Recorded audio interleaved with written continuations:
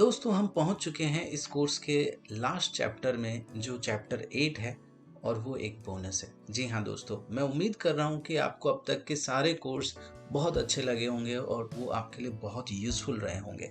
जी हाँ दोस्तों, आपकी जर्नी आप मुझे कमेंट्स में डालकर भी बता सकते हैं, तो मुझे पता लगेगा कि आपके लिए कितना यूज़फुल रहा है। जी हाँ दोस्तों, आने वाले टाइम में आने वाले कुछ लेक्चर्स में कुछ ऐसे जनरेट करूँगा जो कमर्शियली बहुत इम्पॉर्टेंट हैं। जी हाँ दोस्तों, स्टोरी बुक्स कैसे बना सकते हैं, स्टोरी बुक्स में किन किन चीज़ों का ध्यान रखना है, पैरामीटर्स किस तरह के होंगे, स्टाइल वैल्यू कितनी रहेगी, कैओस वैल्यू कितनी रहेगी, कौन कौन से प्रॉम्प्ट्स हैं, कैसे प्रॉम्प्ट्स बना सकते हैं, इमेजेस को कैसे कंसिस्टेंट बनाएंगे, मैं अलग अलग स्टोरी बुक्स का एग्जांपल लेकर आपको बताऊंगा।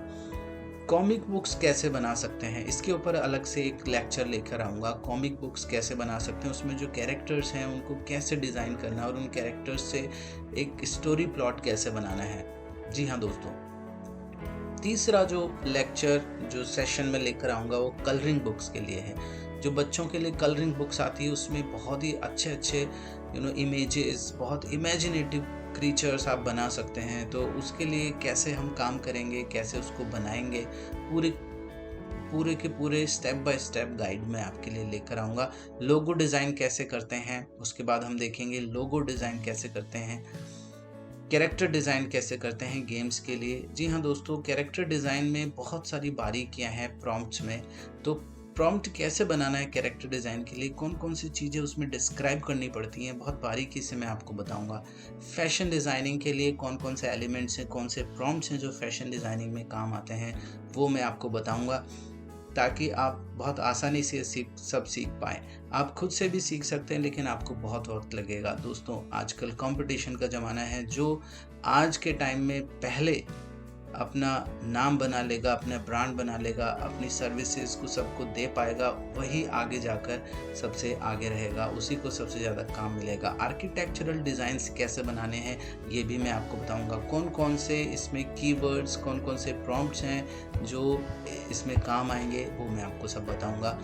तो दोस्तों मैं आपको लिंक भी दूंगा जिससे आप मेरे इन लेक्चर्स को देख पाएंगे, अटेंड कर पाएंगे।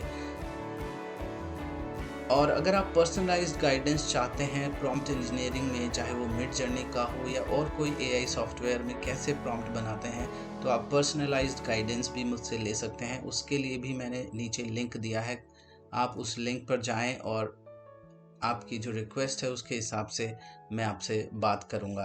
तो दोस्तों अब कुछ इम्पॉर्टेंट टर्म्स एंड कंडीशंस मैं आपको बताता हूं जो आपके लिए जानना ज़रूरी है। देखिए, एक इम्पॉर्टेंट टर्म होती है इसकी, वो क्या होती है कि कई बार अगर किसी आर्टिस्ट को लगता है कि उसका कॉपीराइट वायलेट हुआ है और वो आपको कहता है कि आप ये कंटेंट यूज़ नहीं कर सकते, तो आपको और मिड जर्नी को वो कंटेंट हटाना पड़ेगा। तो दोस्तों मैंने आपको बताया कि ये मिड जर्नी की एक कंडीशन है कि अगर कोई पर्सन क्लेम करता है कि ये उसका कॉपीराइट है, कोई भी आर्टवर्क आपने बनाया है, तो वो आर्टवर्क आपको विड्रॉ करना पड़ सकता है। ठीक है, ये मिड जर्नी की अपनी टर्म्स एंड कंडीशन है। देखिए, मिड जर्नी डिस्कॉर्ड सर्वर पर अवेलेबल है। तो डिस्कॉर्ड जो है उसकी भी अपनी गाइडलाइंस होती हैं। डिस्कॉर्ड की कुछ गाइडलाइंस को मैं यहाँ पर बताने जा रहा हूँ, बट एक चीज़ क्लियर है कि आपको किसी को नुकसान पहुँचाने का इंटेंशन नहीं होना चाहिए।